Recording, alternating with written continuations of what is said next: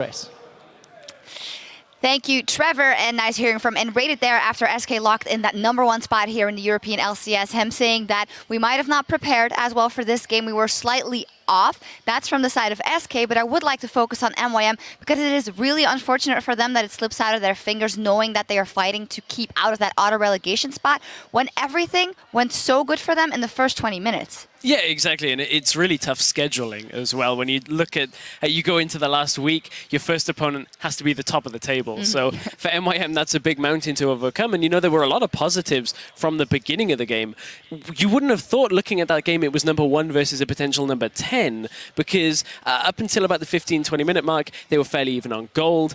The biggest difference between the two teams, however, was the dragon control that SK Gaming had over the entire game. And it's something that I've actually been a little bit surprised by in today's pick and bans. Rek'Sai has been open in most of the games we've seen today, and that's the first time that Rek'Sai has been picked out by a team. And you saw how easy that early game jungler is just bullying around a Nunu who should have superb dragon control. Yeah, Svenskeren is fantastic on that Rek'Sai, and as you mentioned, the Nunu, dragon control, vision control, but it seemed that MYM was always, they had it in their heads that they wanted to set up for dragon, but they weren't positioned correctly or got picked off. And I actually want to get one of the replays up on the screen where Mr. Rawls is, I gotta say, a little bit out of position, or I'm not sure what was up with that flank. Yeah, Mr. Rawls is over at the side. This is just after Haro got caught out, just trying to ward and get around in the jungle. You can see Rawls is actually on his own. And when you look at this composition that comes out from MeetYourMakers, they've got Lulu, they've got Nunu. Everything should be here to protect Mr. Rawls, and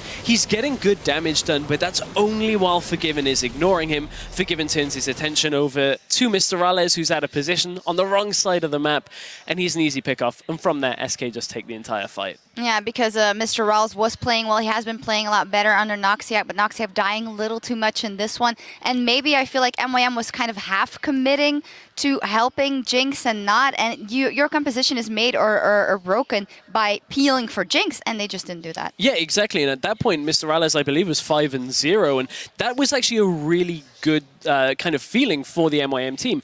Their team comp wanted to scale late. You wanted to get Jinx a little bit later into the game, get the itemization. It just fell flat after a couple of team fights that didn't go their way. SK, it's actually very similar to the last time these two teams played earlier in the split. SK took 5 dragons pretty much uncontested and then rolled through the base. This time a little bit tougher, but they still took all 5 dragons, grabbed a second Baron, and barreled through the base. Yeah, great on SK, and I said a bit unfortunate for MYM, definitely because we see improvement, and now they are one step lower, maybe closer to that auto relegation spot. We'll see how that evolves. Before we take a break to set up for our next match, let's hear from you guys at home, because earlier we asked you which team do you think is the most prepared for the spring playoffs and why? And here's what you had to say. Our first answer is from @Pitsenator. He writes, it has to be the Unicorns, because how do you beat them in a best of 5? They beat teams better than them and you can't ban them out. Good point, and we saw it in promotion relegation when they came in and came back and got their spot here, and they've been looking so good. Yeah, exactly. I've had the immense pleasure of casting Unicorns of Love for about a year and a half now, since the team's inception. And I'm jealous. Casting them in a best of 3 or a best of 5 situation is always a weird one, because they always have something in their back pocket. Previously, it's been the Yorick Cassiopeia. What have they found on 5.5 that's something a little bit special, a little bit magical? Yeah, I think that I'm going to keep it in check, though, until the playoffs, but Yeah. we might see something crazy coming out a bit later as well. Our second tweet is from @Kronai, is that he's backing a different horse and says, SK is definitely the front runner for playoffs right now. Even with the IEM results, God-given will carry them to victory. Yes, Forgiven again did very well here on that Lucian, which isn't the optimal pick for a lot of players in this one.